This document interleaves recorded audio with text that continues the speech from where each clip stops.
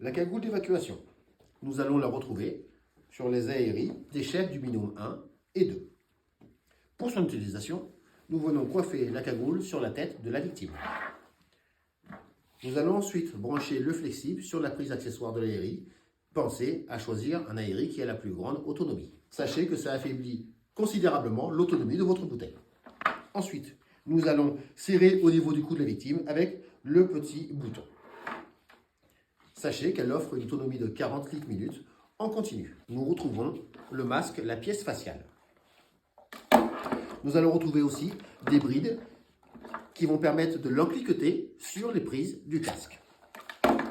Nous allons retrouver la pastille phonique. À l'intérieur, nous allons retrouver le demi-masque qui va permettre de limiter l'espace mort. L'espace mort, c'est quoi? C'est le volume restant libre entre la demi-masque de la pièce faciale et les alvéoles pulmonaires qui ont une contenance de 150 ml. Nous allons retrouver la prise pour brancher la soupape à la demande, comme ceci.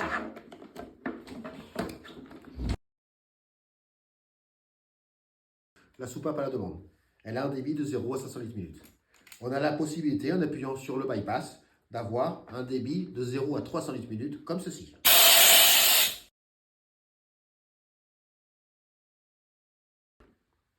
On retrouve le manomètre de pression avec un sifflet de fin de charge qui a un débit de 5 litres minutes et qui sonne à 90 décibels. On retrouve la balise sonore de sécurité qui va détecter l'immobilité du porteur pendant 45 secondes. Au-delà de ces 45 secondes, on a 8 secondes pour acquitter l'alarme. Si on n'acquitte pas l'alarme, au-delà de ces 8 secondes, on devra avoir une action manuelle pour pouvoir éteindre l'alarme, qui sonne à 90 décibels, elle aussi. Ensuite, elle détecte une montée en température. Premier palier à 40 degrés. À 40 degrés, une alarme, on pourra l'acquitter. S'il y a une montée en température à 60 degrés, on ne pourra pas acquitter l'alarme. Il faudra attendre la redescente de la température en dessous des 40 degrés. On a la possibilité aussi de déclencher l'alarme manuellement, qui elle aussi sonne à 90 décibels, en appuyant quelques secondes sur ce bouton-là, comme ceci. Et pour arrêter du coup l'alarme qui a été déclenchée manuellement, on vient appuyer sur les deux boutons sur le côté pendant quelques secondes.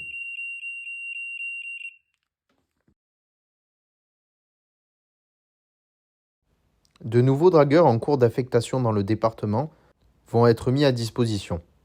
Plusieurs changements sont à prendre en compte, notamment la fusion de la BSS et du manomètre, qui devient l'instrument de contrôle et de sécurité. Se référer au document pédagogique départemental pour plus d'informations.